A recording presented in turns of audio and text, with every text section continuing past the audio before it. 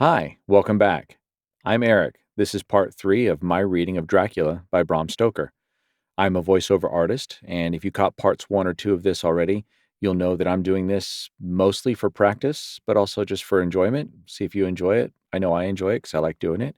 If you like what you heard, go ahead and give the video a thumbs up. If you haven't yet and you want to, go ahead and subscribe to my page. You can find me at enterprisevoiceover.com, on Facebook at Enterprise Voiceover, and on Instagram at EnterpriseVO. If you caught parts one or two of this, you know that I said that I wasn't going to do accents. I was going to give just Dracula an accent because he deserves one, but mainly because I wasn't sure about my British. I'm going to go ahead and start this one, and I'm going to do a British accent. We'll see what it sounds like. It might be good. It might be passable. We'll see. Again, if you like it, give it a thumbs up. If you have any criticisms, good or bad, please feel free to leave them in the comments. I'd appreciate it because, as I said, I'm doing this just trying to hone my skill. So, without any further ado, we'll start. Chapter 2. Jonathan Harker's Journal. Continued. 5 May. I must have been asleep, for certainly if I'd been fully awake, I must have noticed the approach to such a remarkable place. In the gloom the courtyard looked of considerable size, and as several dark ways led from it under great round arches, it perhaps seemed bigger than it really is. I have not yet been able to see it by daylight. When the caleche stopped, the driver jumped down and held out his hand to assist me to alight. Again I could not but notice his prodigious strength. His hand actually seemed like a steel vice that could have crushed mine if he had chosen. Then he took out my traps and placed them on the ground beside me as I stood close to a great door, old and studded with large iron nails, and set in a projecting doorway of massive stone. I could even see in the dim light that the stone was massively carved, but that the carving had been much worn by time and weather. As I stood, the driver jumped again into his seat and took the reins. The horses started forward, and trap and all disappeared down one of the dark openings. I stood in silence where I was, for I did not know what to do. Of bell or knocker there was no sign. Through these frowning walls and dark window openings, it was not likely that my voice could penetrate. The time I waited seemed endless, and I felt doubts and fears crowding upon me. What sort of place had I come to, and among what kind of people? What sort of grim adventure was it on which I had embarked? Was this a customary incident in the life of a solicitor's clerk sent out to explain the purchase of a London estate to a foreigner? Solicitor's clerk. Mina would not like that. Solicitor. For just before leaving London, I got word that my examination was successful, and I am now a full-blown solicitor. I began to rub my eyes and pinch myself to see if I were awake. It all seemed like a horrible nightmare to me, and I expected that I should suddenly awake and find myself at home with the dawn struggling in through the windows, as I had now and again felt the morning after a day of overwork. But my flesh answered the pinching test, and my eyes were not to be deceived. I was indeed awake and among the Carpathians. All I could do now was to be patient and to wait the coming of the morning. Just as I had come to this conclusion, I heard a heavy step approaching behind the great door, and I saw through the chinks the gleam of a coming light.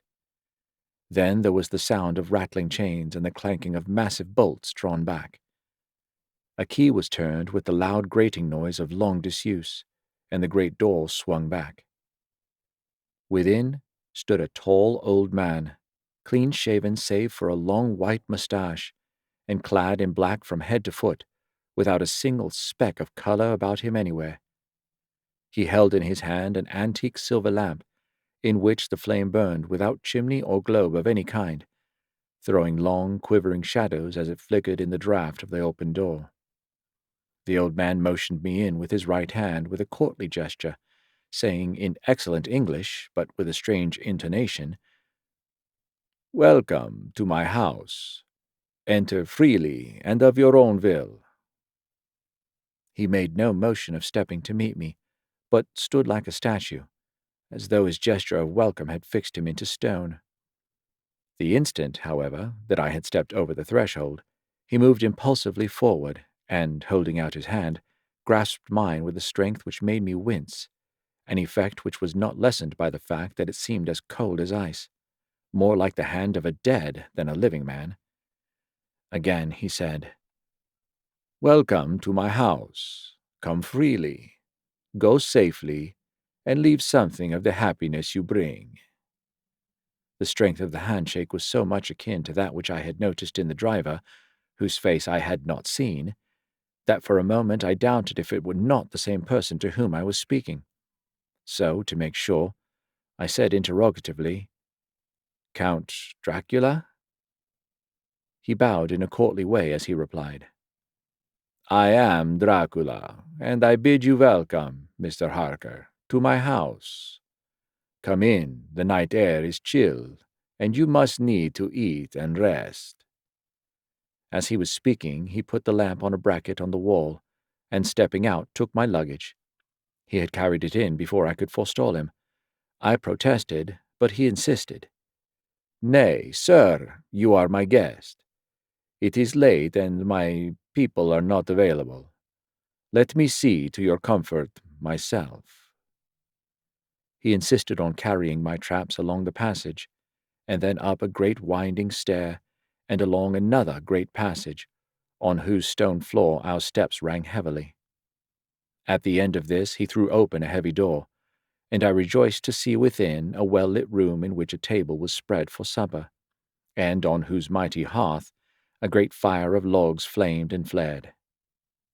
The Count halted, putting down my bags, closed the door, and crossing the room, opened another door, which led into a small octagonal room lit by a single lamp, and seemingly without a window of any sort.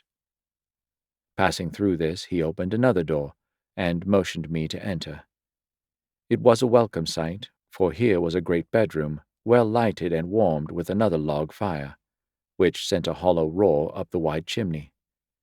The Count himself left my luggage inside and withdrew, saying, before he closed the door, "You will need, after your journey, to refresh yourself by making your toilet.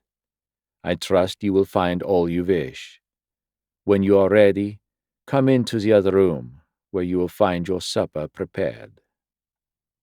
The light and warmth and the Count's courteous welcome seemed to have dissipated all my doubts and fears. Having then reached my normal state, I discovered that I was half famished with hunger, so, making a hasty toilet, I went into the other room. I found supper already laid out. My host, who stood on one side of the great fireplace, leaning against the stonework, made a graceful wave of his hand to the table and said, "I pray you, be seated and sup how you please. You will, I trust, excuse me that I do not join you, but I have dined already, and I do not sup." I handed to him the sealed letter which Mr. Hawkins had entrusted to me. He opened it and read it gravely. Then, with a charming smile, he handed it to me to read. One passage of it, at least, gave me a thrill of pleasure. "I much regret that an attack of gout, from which malady I am a constant sufferer, forbids absolutely any traveling on my part for some time to come, but I am happy to say I can send a sufficient substitute, one in whom I have every possible confidence. He is a young man, full of energy and talent in his own way, and of a very faithful disposition. He is discreet and silent, and has grown into manhood in my service. He shall be ready to attend on you when you will during his stay, and he shall take your instructions in all matters." The Count himself came forward, and took off the cover of a dish, and I fell to at once on an excellent roast chicken. This, with some cheese and a salad, and a bottle of old Tokay, of which I had 2 glasses, was my supper. During the time I was eating it, the Count asked me many questions as to my journey, and I told him by degrees all I had experienced. By this time I had finished my supper, and by my host's desire had drawn up a chair by the fire and begun to smoke a cigar which he offered me, at the same time excusing himself that he did not smoke. I had now an opportunity of observing him, and found him of a very marked physiognomy. His face was a very strong, aquiline, with high bridge of the thin nose and peculiarly arched nostrils, with lofty domed forehead, and hair growing scantily round the temples, but profusely elsewhere. His eyebrows were very massive, almost meeting over the nose, and with bushy hair that seemed to curl in its own profusion. The mouth, so far as I could see it under the heavy moustache, was fixed and rather cruel-looking, with peculiarly sharp white teeth. These protruded over the lips, whose remarkable ruddiness showed astonishing vitality in a man of his years. For the rest, his ears were pale and at the tops extremely pointed. The chin was broad and strong, and the cheeks firm, though thin. The general effect was one of extraordinary pallor. Hitherto I had noticed the backs of his hands as they lay on his knees in the firelight, and they had seemed rather white and fine, but seeing them now close to me, I could not but notice they were rather coarse, broad with squat fingers.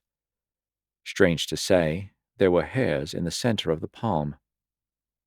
The nails were long and fine, and cut to a sharp point. As the Count leaned over me and his hands touched me, I could not repress a shudder. It may have been that his breath was rank, but a horrible feeling of nausea came over me, which, do what I could not conceal. The Count, evidently noticing it, drew back, and with a grim sort of smile, which showed more than he had yet done, his protuberant teeth, sat himself down again on his side of the fireplace. We were both silent for a while, and as I looked towards the window I saw the first dim streak of the coming dawn. There seemed a strange stillness over everything, but as I listened I heard, as if from down below in the valley, the howling of many wolves. The Count's eyes gleamed, and he said, "Listen to them, the children of the night. What music they make!" Seeing, I suppose, some expression in my face strange to him, he added, "Ah, sir, you dwellers in the city cannot enter into the feelings of the hunter." Then he rose and said, "But you must be tired. Your bedroom is all ready, and tomorrow you shall sleep as late as you will. I have to be away till the afternoon, so sleep well and dream well." And, with a courteous bow, he opened for me himself the door to the octagonal room, and I entered my bedroom. I am all in a sea of wonders. I doubt. I fear. I think strange things which I dare not confess to my own soul. God keep me, if only for the sake of those dear to me. And thus ends 5 May, according to the book. So I don't know. The accent was okay. Just okay. Not heading towards Shakespeare. Let me know what you think. After this comes part 4. We'll take it as it goes. Again, if you like this video, give it a thumbs up. If you haven't already, please subscribe. I'm new. I'm a fledgling. Please, mister. Please, sir, may I have some more? EnterpriseVoiceover.com. Thanks for listening. We'll see you next time.